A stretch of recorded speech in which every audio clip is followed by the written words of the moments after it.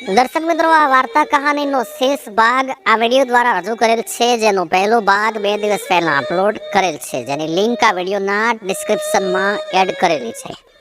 શક્તિ અને શંકરને પત્ર મળતા તે પોતાની બહેનના ઘરે પહોંચી ગયા. બાબુજીના ચરણ સ્પર્શ કર્યા અને બસ બાબુજી પાસે બેસી ગયા. ત્યારે બાબુજીએ કહ્યું કે બેટા, હું પણ મારા દીકરાને સંભાળી શકતો નથી. ભાગ્યશાળી વ્યક્તિને જ પ્રેમવતી જેવી પ્રેમાળ દીકરી જેવી વહુ મળે છે.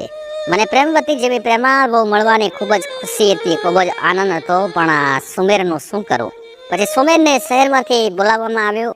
સુમેર તેના ઘરે આવ્યો. બધાએ મળીને સુમેરને ઘણું સમજાવ્યું. બધાની વાત સાંભળીને સુમેરે કહ્યું કે હવે તમે લોકોને ફરી ક્યારે આવી ફરિયાદ કરવાનો મોકો નહીં મળે. અને એને સમજાવીને સૌ વિચારવા લાગ્યા કે સુમેર હવે કદાચ સુધરી જશે. સૌ રાજી ખુશીથી પોતપોતાના ઘરે ગયા. શક્તિ અને શંકર પણ પોતાના ઘરે આવી ગયા.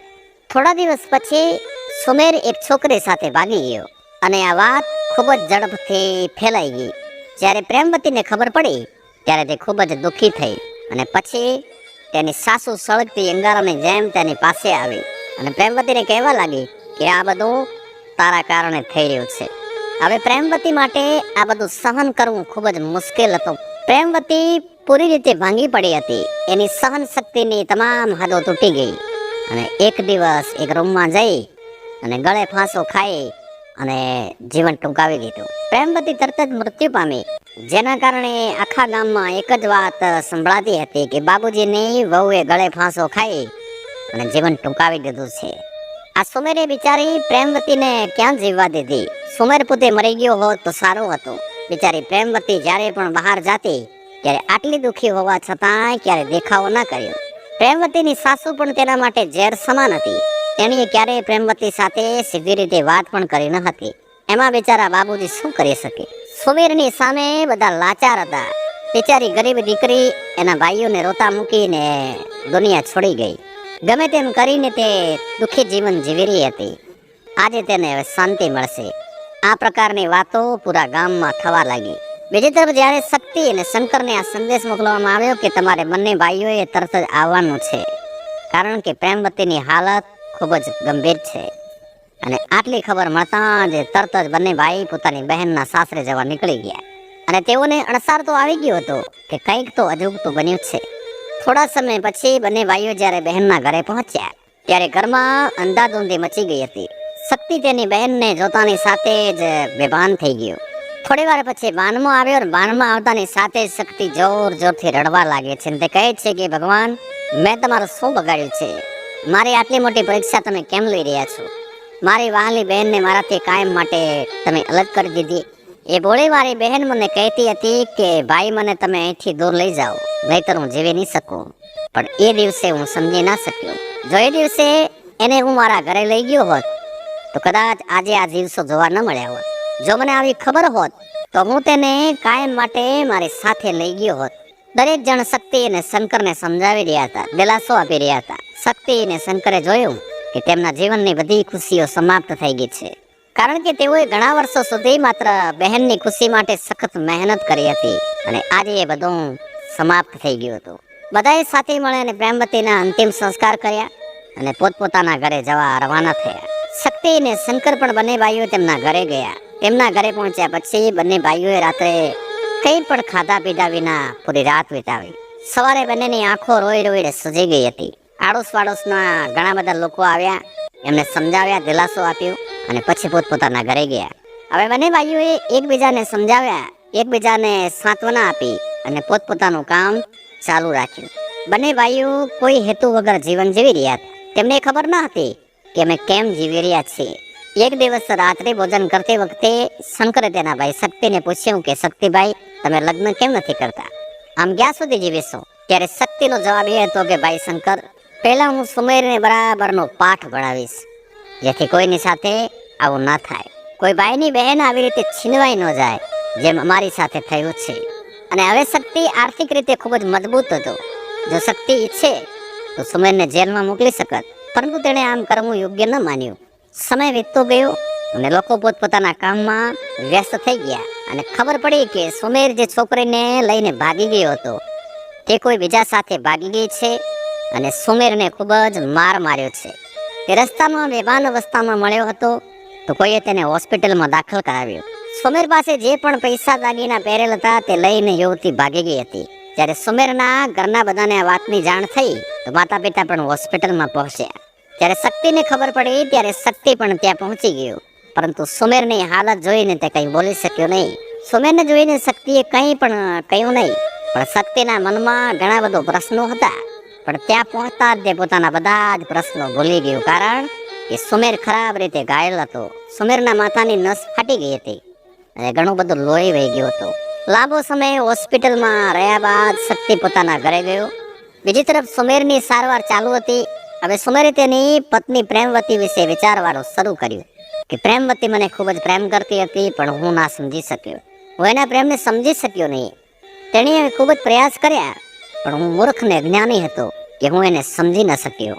હવે સુમેર વિચારવા લાગ્યો કે હું પ્રેમવતીને ખૂબ જ પ્રેમ કરીશ. હવે હું તેને એક દિવસ પણ દુઃખ નહીં આપું, કારણ કે સુમેરને ખબર નથી કે એની પત્ની આ દુનિયામાં નથી રહી. સુમેર વિચારતો હતો કે પહેલા હું મારી પ્રિય પ્રેમવતીને મનાવીશ. હું તેને એટલો બધો પ્રેમ કરીશ કે તે મારી બધી ભૂલોને માફ કરી દેશે. ભૂતકાળમાં મેં જે પણ ખરાબ કાર્યો કર્યા છે તેને હું મારા પ્રેમથી ભૂલાવી દઈશ. સુમેર મનમાં કહેતો હતો કે પ્રેમવતી તું ખરેખર પ્રેમની દેવી છો, પરંતુ મારા મગજ ઉપર ખબર નહીં કયો નશો ચડ્યો હતો કે હું અહીં ને તહીં ભટકતો જ રહ્યો. કદાચ ભગવાન પણ મને માફ નહીં કરે.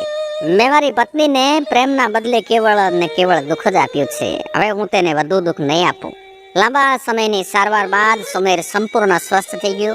એટલે બાબુજીએ પૂછ્યું કે બેટા હવે તું ક્યાં જઈશ? તારે શહેરમાં રહેવું છે કે ઘરે આવવું છે?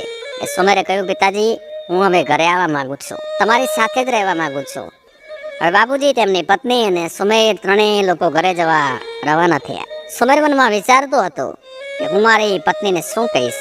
હવે સુમેરના હૃદયના ધબકારા વધી ગયા હતા. થોડી વાર પછી ઘરમાં પ્રવેશ કરતાની સાથે જ સુમેરને ખૂબ જ આંચકો લાગ્યો, કારણ કે પ્રેમવતી જ્યારે ઘરમાં હતી ત્યારે તે એટલી બધી સાફ સફાઈ કરતી કે એક માખી પણ ઘરમાં ન હોતી. પણ આજે ઘર વેર વિખેર હતું. સુમેરને લાગ્યું કે કદાચ પ્રેમવતી ઘરે નથી, તે તેના પિયર ગઈ હશે.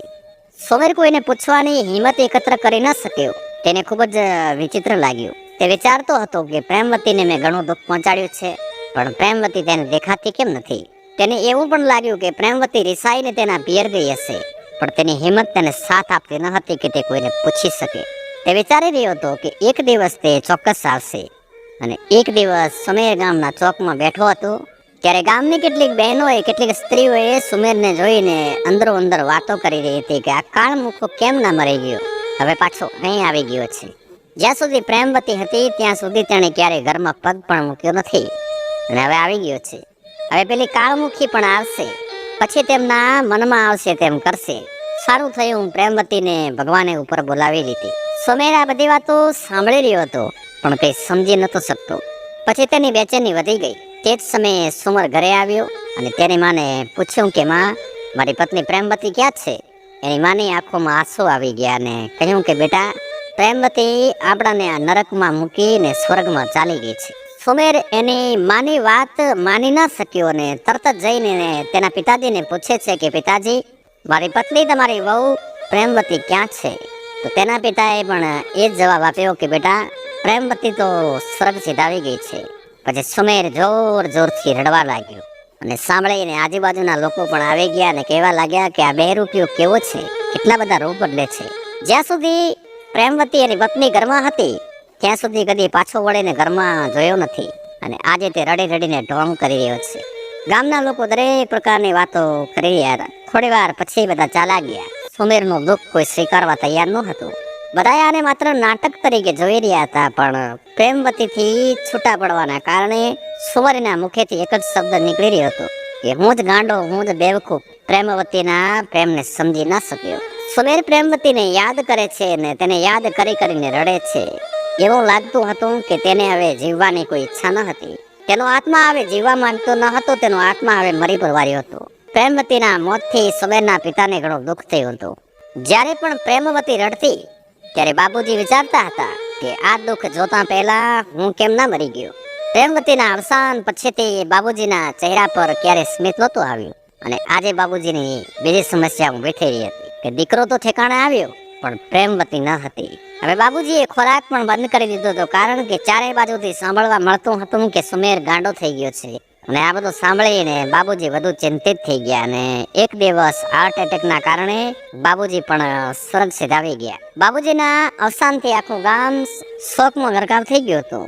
શક્તિ અને શંકર પણ બાબુજીના અંતિમ સંસ્કારમાં આવ્યા. કોઈ જ સગો સંબંધી એવો હશે કે જે બાબુજી જેવા ઉમદા વ્યક્તિના અંતિમ વિધિ કાર્યક્રમમાં ના આવ્યો હોય. હવે શક્તિ અને તેના નાના ભાઈ શંકરે પણ આ પરિવારની કાળજી લીધી, કારણ કે બાબુજી જેવા ઉમદા માણસનું ઘર તૂટી ચૂક્યું હતું. તેથી શક્તિ અને તેના ભાઈ શંકરે તે ઘરની સંભાળ લેવાની જવાબદારી પોતાના ઉપર ઉપાડી.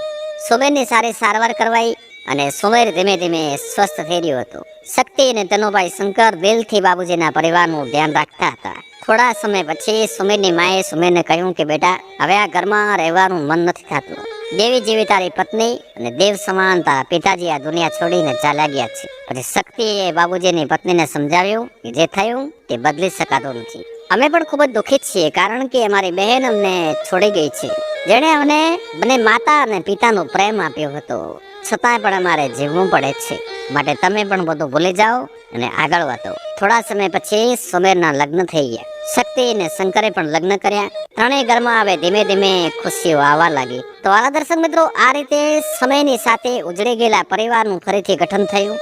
જો તમને અમારી આ વાર્તા કહાની પસંદ આવી હોય તો કૃપા કરીને મારી ચેનલને સબસ્ક્રાઇબ કરો, વિડીયોને લાઈક કરો અને શેર કરો અને કમેન્ટમાં લખો જય શ્રી કૃષ્ણ, રાધે રાધે.